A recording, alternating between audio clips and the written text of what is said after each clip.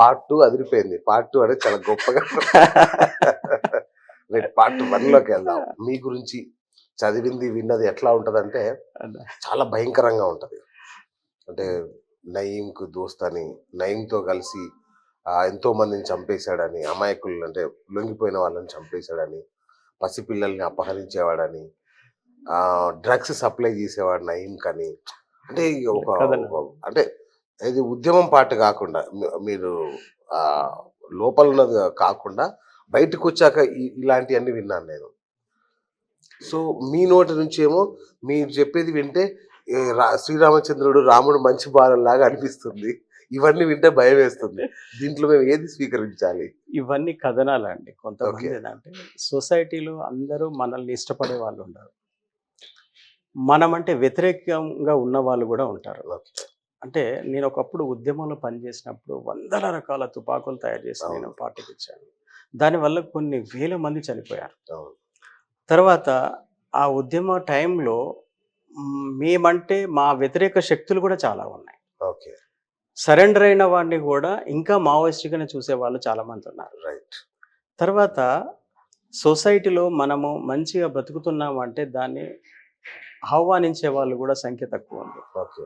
తర్వాత ఆఫీసర్స్‌లలో ఎట్లుంటదంటే అందరు ఆఫీసర్‌లు మన వాళ్ళు కాదు. హ్మ్. మనుషులందరూ మన వాళ్ళు కాదు. మన వ్యతిరేక వాళ్ళు ఉంటారు. ఓకే. వాళ్ళు ఒక పబ్లిసిటీని తీసుకొచ్చి మనల్ని వ్యక్తిగతంగా డ్యామేజ్ చేయడం కోసమని ఇదంతా వాడుకోవడం జరిగిందన్నట్టు. తర్వాత ఒకటేందంటే మేము ఒక 16, 17 సంవత్సరాలు ఉద్యమంలో పనిచేసినటువంటి వాళ్ళం. అవును. ప్రజల కోసం నిరంతరము అంటే పగలు, రాత్రి తేడా లేకుండా, వర్షము, ఎండ అనేది తేడా లేకుండా, అవును. ఒక ఇల్లు అనేది లేకుండా చెట్ల కింద, అడవులలో, రాళ్ళ మధ్యలో మేము పడుకొని మా జీవితాన్ని కొనసాగించడం. అంత నిస్వార్థమైనటువంటి, త్యాగపూరితమైనటువంటి జీవితాన్ని గడిపిన మేము, ఇంత నీచానికి దిగజారిపోయి చేయాల్సిన అవసరం లేదు. కరెక్ట్. ఇంకోటి నయీం అనే వ్యక్తి ఏందంటే చాలా మందిని వాడుకున్నాడు. దాంట్లో హ్మ్. దాంట్లో డౌటే లేదు. ఓకే. అతను చెప్పినట్టు వినకపోతే కూడా చంపిన వాళ్ళు కూడా ఉన్నారు, చాలా మందున్నారు. ఆ! అట్లా చాలా మందిని కూడా చంపేశాడాయన. ఓకే. ఆ క్రమంలో ఏందంటే మాలాంటి సరెండర్ అయిన ప్రతి వ్యక్తిని టచ్ చేశాడు. అబ్బా! ఉద్యమంలో పనిచేసిన వాళ్ళు, ఉద్యమానికి సహకరించే వాళ్ళు ప్రతి ఒక్కరిని టచ్ చేశాడు. లీగల్ సంఘాలు ఉన్న ప్రతి వాళ్ళని కూడా టచ్ చేశాడు. ఓకే. నయీం అంటేనే ఒక లీగల్ పార్టీస్ ఇక్కడైతే మా లీగల్ సంఘాలు రైట్. ఏవైతే ఉన్నాయో ప్రతి ఒక్కరు భయపడేటువంటి ఒక భయంకరమైనటువంటి వాతావరణాన్ని సృష్టించాడు ఆయన. ఓకే. నయీంను కాదని బ్రతికే పరిస్థితి ఆ రోజుల్లో ఎవరికీ లేదు అది. సరే, అఫ్‌కోర్స్ నయీం నేను ఉద్యమంలో పనిచేసినప్పుడు నయీం కూడా ఆలేరు దళంలో డిప్యూటీ కమాండర్‌గా పనిచేశాడు. అవును. అప్పుడు ఐపీఎస్ వ్యాస్ గారిని చంపడం కోసం వచ్చినప్పుడు నా రూమ్‌లోనే నయీం ఉన్నాడు. ఓకే. అట్లా నయీంతోని కొంత పరిచయము ఇవన్నీ రైట్. ఉన్నాయి. అంత మాత్రాన నేనేదో నేను సరెండర్ అయిన నుంచి ఆ రోజు నుంచి ఇప్పటి వరకు నేను ఎక్కడుంటానో ఎవరికీ తెలియదు.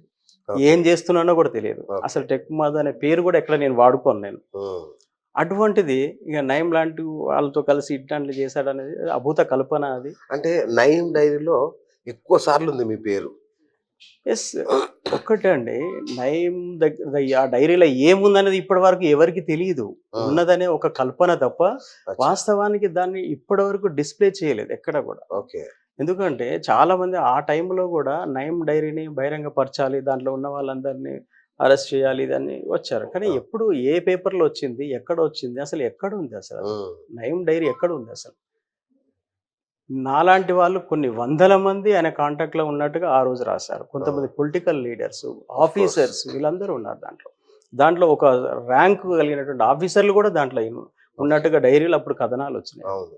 కానీ దాన్నంతా మనం కన్సిడర్ చేయలేం గదా! మనం. అవును.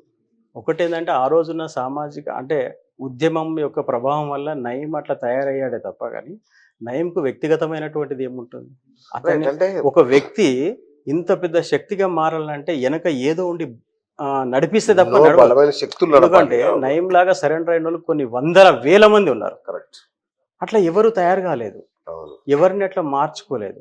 అది ఆయన వ్యక్తిగతమైన సమస్యలు ఏమున్నాయో, ప్రభుత్వం ఎందుకు ఆయనను ఒక దశాబ్దన్నర కాలం పాటు అంటే తెలుగుదేశం ప్రభుత్వం హయాంలో, రాజశేఖర్ రెడ్డి ప్రభుత్వం హయాంలో, రోసయ్య గారి ప్రభుత్వ హయాంలో, కిరణ్ కుమార్ రెడ్డి గారి ప్రభుత్వ హయాంలో అంటే ఒక నలుగురు ముఖ్యమంత్రులు పరిపాలించిన టైంలో నయీం హవా కొనసాగింది. అవును. తెలంగాణ వచ్చిన తర్వాత కూడా 1-2 సంవత్సరాలు ఆయన హవా కొనసాగింది. అలాగే కంటిన్యూ అయింది. అవును. అంటే దానికి అంటే నేను చెప్తున్నాను. అంటే ఇన్ని గవర్నమెంట్లు మారినప్పుడు ఎందుకు దాన్ని అరికట్టలేకపోయారు? అంటే ఓకే. దీని వెనక డెఫినెట్‌లీ ప్రభుత్వాలు పనిచేసినాయి. అవును. కొంత నయం గూడా దానికి వాడుకున్నాడు. కొన్ని ఆస్తులు సంపాదించుకున్నాడు. తర్వాత కొంతమందిని బెదిరించడం ఇవన్నీ కొన్ని అంటే జరిగినాయి. అసలు ఆ ఆస్తులకు లెక్కలేని ఆస్తులు. కొన్ని ఆస్తులు. అంటే ఒకటి ఎట్లుంటదంటే ఆస్తులనేది ప్రతి ఒక్కరు సంపాదిస్తాడండి. ఎట్లా అవును. సంపాదించిందనేది ఉంటది. రైట్. సరే దాని మీద విచారణ జరుగుతా ఉంది. రైట్. కోర్టులలో కేసులు పెండింగ్ ఉన్నాయి. అవును. రేపు ఆ విచారణ కంప్లీట్ అయిపోయి, కేసులు కూడా కంప్లీట్ అయిపోతే అది బహిరంగంగానే అన్నీ తెలిసిపోతాయి. ఇప్పుడు మనం ఆరోపణ చేయడం అనేది కాకుండా వాస్తవం విషయం మీద మనం మాట్లాడడం రైట్. మంచిది.